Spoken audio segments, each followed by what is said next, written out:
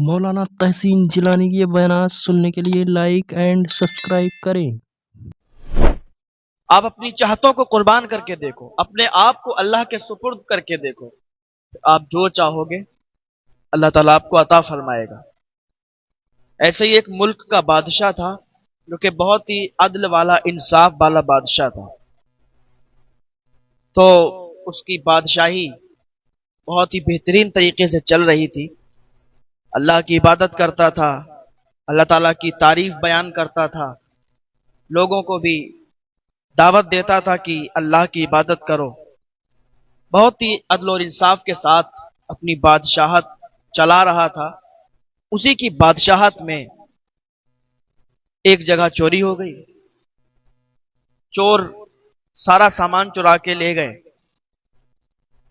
लेकिन जो घर का मालिक था उसने एक शरीफ, एक इबादत गुजार पर चोरी का इल्जाम लगा दिया कि हमारे घर में इसी ने चोरी की है, इसी ने सारा पैसा चुराया है और सारा माल यही इंसान है, इसी ने चुराया है।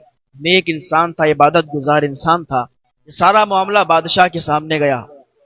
बादशाह के सामने उसकी पेशगी हुई कि बादशाह सलामत, इसी इंसान ने चोरी की है, लिहाजा इसके हाथ काट दिए जाए। ये इंसान, इसने सारा माल चुरा लिया, सारे पैसे चुरा लिए।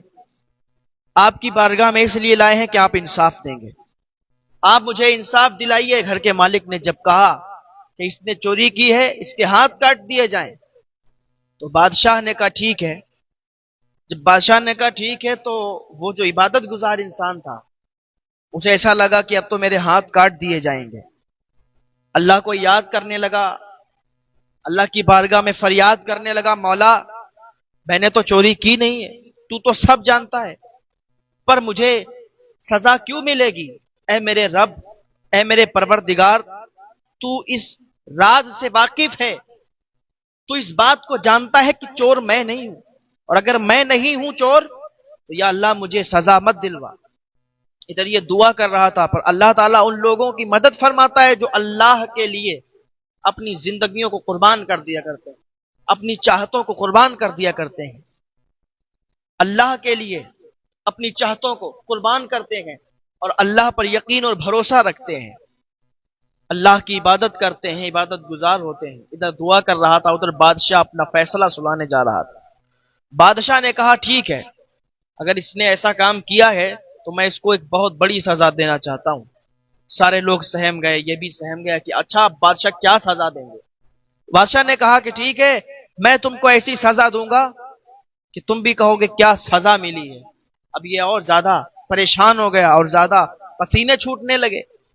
बादशाह ने कहा कि तुमने चोरी की है, तुम तो इबादत गुजार हो, नेक हो, लोगों को दिखावा करते हो, लोगों के सामने सिर्फ एक ढोंग रचाए हुए हो, तुम इबादत भी करते हो और चोरी भी करते हो। उसने कहा बादशाह सलामत, अगर आप मेरा यकीन करें तो अल्लाह के वास्ते मैं झूठ नहीं बोलता, मैंने कोई चोरी नहीं की है, मैं अल्लाह की इबादत में मसरूफ रहता हूं, मैं चोरी क्यों करूंगा। आप अगर समझते हैं मेरी बात को तो समझें, मेरे पास कोई सबूत नहीं है ऐसा कि मैं गवाही देने के लिए मैं किसी को खड़ा कर दूं, लेकिन मैं अल्लाह के वास्ते झूठ नहीं बोल रहा हूं। अल्लाह को हाजिर और नाजिर जानकर, अल्लाह को गवाह बना के मैं ये बात कहता हूं कि मैं चोर नहीं हूं।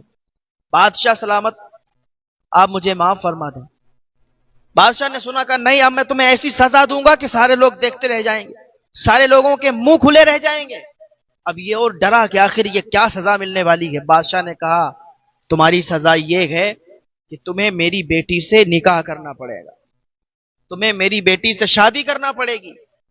अब बात तो वाकई बादशाह ने सही कही थी कि सारे लोगों के मुंह खुले रह जाएंगे। वाकई सारे लोगों के मुंह खुले रह गए कि अरे बादशाह तो इसके हाथ काटने वाला था, बादशाह को चाहिए था कि इसके हाथ काटता, इसके पैर काटता, इसको कोड़े मरवाता, सजा दिलवाता, लेकिन बादशाह ने यह क्या किया। बादशाह अपनी बेटी का निकाह करना चाहता है। बड़े शहजादे, बड़े बड़े मुल्कों के शहजादे, बड़े बड़े बादशाह बादशाह के यहां रिश्ता लेके आए, लेकिन बादशाह ने इनकार कर दिया, बादशाह ने रिश्ता नहीं किया। लेकिन आखिर ये क्या वजह है कि चोर से बादशाह अपनी बेटी की शादी करना चाहते हैं, एक चोर से बादशाह अपनी बेटी का निकाह करना चाहते हैं। کئی لوگ وہاں پر بیٹھے تھے، عہدیدار تھے، وزیر تھے، شہزادے تھے، تو ایک ایک کر کے سارے لوگوں نے کہنا شروع کر دیا، ارے بادشاہ سلامت یہ کیا کرتے ہیں آپ؟ ایک چور کے ساتھ اپنی بیٹی کا نکاح کرتے ہیں؟ بڑے بڑے رشتے آئیں گے، بڑے بڑے آ کے چلے گئے، آپ نے ٹھکرا دیے، لیکن آپ اس چور کے ساتھ؟ ہم تو ایسا سوچ نہیں سکتے تھے کہ آپ ایک چور کے ساتھ اپنی بیٹی کا نکاح کر دیں گے۔ آپ ایک چور کو سزا دینے کے لیے آپ کہیں گے، ہم تو ایسا سوچتے تھے، لیکن آپ نے کیا کر دیا؟ اپنی بیٹی کا نکاح کر رہے ہیں، وہ بھی ایک چور کے ساتھ۔ بات سمجھ میں نہیں آتی۔ بادشاہ نے کہا یہ میرا حکم ہے اور یہ پورا کیا جائے گا، اپنی شہزادی کے ساتھ تمہارا نکاح کرنا چاہتا ہوں، کیا تمہیں منظور ہے؟ اب وہ لڑکا کہنے لگا، عبادت گزار شخص کہنے لگا، ٹھیک ہے مجھے منظور ہے بادشاہ سلامت، آپ جو چاہیں گے مجھے منظور ہوگا، اگر آپ مجھے سزا دینا چاہیں گے وہ بھی مجھے منظور ہوگا، آپ مجھے کوڑا مارنا چاہیں گے وہ بھی میں منظور، آپ جو چاہیں وہ کر سکتے ہیں۔ کہا ٹھیک ہے۔ بادشاہ کی جو لڑکی تھی، بادشاہ کی جو بیٹی تھی، اس کا نکاح اسی عبادت گزار انسان کے ساتھ بادشاہ نے کروا دیا۔ بادشاہ سلامت آپ مجھے معاف فرمائیں، میری غلطی کو معاف کیا جائے، لیکن میں ایک بات عرض کرنا چاہتا ہوں۔ کہا بتاؤ اے میرے داماد، کیا بات کرنا چاہتے ہو؟ کہا حضور بات یہ ہے، چور انسان آپ کی نظروں میں، لوگوں کی نظروں میں مجھے چور ٹھہرایا، اور چور کے ساتھ آپ نے اتنا بڑا کام کر دیا کہ اپنی اچھی خاصی بیٹی کا نکاح کر دیا۔ ایک جگہ پر بیٹھا لگا، سنو بات کچھ ایسی ہے، تم چور نہیں ہو یہ میں جانتا ہوں، تو آپ اتنے پختہ یقین کے ساتھ کیسے کہہ سکتے ہیں کہ میں چور نہیں ہوں؟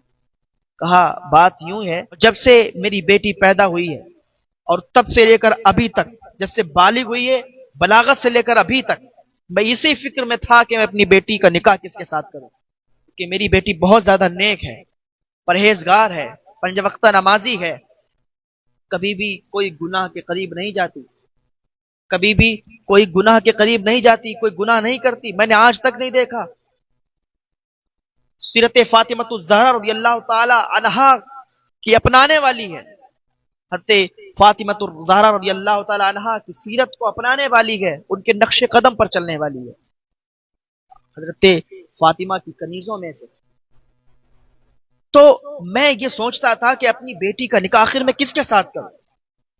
میں یہ سوچتا تھا کہ کوئی میری بیٹی کو ایسا ہم سفر مل جائے، کوئی ایسا شوہر مل جائے جو اسی کی طرح ہو، ہر وقت نماز پڑھے، عبادت کرے، نیک عمل کرے۔ میں یہ سوچا کرتا تھا، تو میں نے سوچا کہ وزیروں میں سے کوئی بھی ایسا نہیں، رعایا میں سے کوئی بھی ایسا نہیں، محل میں کے تمام لوگوں میں سے کوئی ایسا نہیں جو میری بیٹی کا شوہر بنے، ہم سفر بنے، اس کے جیسا ہو۔ میں اسی کشمکش میں تھا کہ آخر اب کیا کیا جائے، کس کے ساتھ نکاح کیا جائے۔ تو ایک دن میں رات کو سویا اور میں نے خواب دیکھا، تو خواب میں کہنے والے نے کہا، اے بادشاہ سوچ مت، فکر مند مت ہو، اتنا زیادہ مت سوچ، کل جب عدالت لگے، عدالت میں جو سب سے پہلا مجرم ہو اسی کے ساتھ اپنی بیٹی کی شادی کر دیں۔ تو میں نے عرض کیا کہ وہ تو مجرم ہوگا، اس کے ساتھ میں اپنی بیٹی کا نکاح کیسے کر سکتا ہوں؟ تو کہنے والے نے کہا، بادشاہ وہ مجرم نہیں ہوگا، بلکہ اللہ تعالیٰ کی آزمائش میں پڑھ کے وہ تیری بارگاہ میں آئے گا، اللہ تعالیٰ کی آزمائش میں پڑھ کے وہ تیرے کٹگرے میں حاضر ہوگا، تیرے سامنے مجرم بن کے آئے گا۔ تو جیسے ہی عدالت لگی تو تم پہلے مجرم تھے جو ہماری عدالت میں آئے، ہم سمجھ گئے کہ تم اللہ کے نیک بندے ہو، عبادت گزار ہو، تم نے کوئی گناہ نہیں کیے، بلکہ اللہ تعالیٰ کی آزمائش میں پڑھ کے مجرم بن کے ہمارے سامنے آئے ہو۔ تو ہمیں بھی یہ انتظار تھا کہ آئے تو وہ شخص جو میری بیٹی کا ہم سفر بنے، آئے تو وہ شخص جو میری بیٹی کا شوہر بنے، جس کے ساتھ میں اپنی بیٹی کا رشتہ کروں۔ تو آج اسی لیے میں نے آپ کے ساتھ اپنی بیٹی کی شادی کر دی ہے، اپنی بیٹی کا رشتہ کر دیا ہے۔ تو پتہ چلا انسان اپنی چاہتوں کو قربان کر دے، انسان اپنی چاہتوں کو اللہ کے لیے قربان کر دے، پھر اللہ تعالیٰ اسے وہ عطا فرمائے گا کہ وہ سوچ بھی نہیں سکتا۔ اللہ پر بھروسہ رکھیں، اللہ پر یقین رکھیں، عبادت میں لگ جائیں اللہ تعالیٰ کی، اور اپنی تمام چاہتوں کو قربان کر دیں، پھر اللہ تعالیٰ آپ کو اتنا عطا فرمائے گا کہ آپ اتنا سوچ بھی نہیں سکتے۔ آپ جو چاہیں گے اللہ تعالیٰ آپ کو عطا فرمائے گا، لیکن کیا؟ پہلے توبہ کریں اللہ کی بارگاہ میں، سچے دل سے تائب ہو جائیں، پھر ان گناہوں کے قریب نہ جائیں، پھر اللہ کی بارگاہ میں آ جائیں، عبادت گزار بن جائیں، اور اپنی چاہتوں کو قربان کر دیں۔ آپ کو لگتا ہے کہ ابھی مجھے فلاں چیز کرنا ہے، ادھر اذان ہو رہی ہے، ادھر نماز کا ٹائم ہے، اور آپ کو ایسا لگتا ہے کہ مجھے کہیں جانا ہے، تو وہ جانا آپ کا ترک ہو جائے، ادھر پہلے نماز میں آئیں، پہلے نماز کی طرف آئیں، نماز پڑھیں، اللہ کی عبادت میں لگ جائیں، پھر اپنا کام کریں۔ یہی ہوتا ہے چاہت کو قربان کرنا، یعنی آپ کی جو چاہتے ہیں وہ سب قربان کر دو اللہ کے لیے، آؤ اللہ کی بارگاہ میں، پھر دیکھو آپ کو اللہ تعالیٰ کیا عطا فرماتا ہے۔ آپ جو چاہو گے وہ آپ کو مل جائے گا۔ اب غریب ہوگے، غریب سے اللہ تعالیٰ آپ کو امیر بنا دے گا، اور اتنا عطا فرمائے گا کہ آپ کے دامن، آپ کی جھولی چھوٹی پڑ جائے گی۔ لیکن پہلے آپ اللہ کی بارگاہ میں آئیں۔ ہاں، اللہ پاک کی بارگاہ میں دعا ہے اللہ نیک عمل کی توفیق عطا فرمائے۔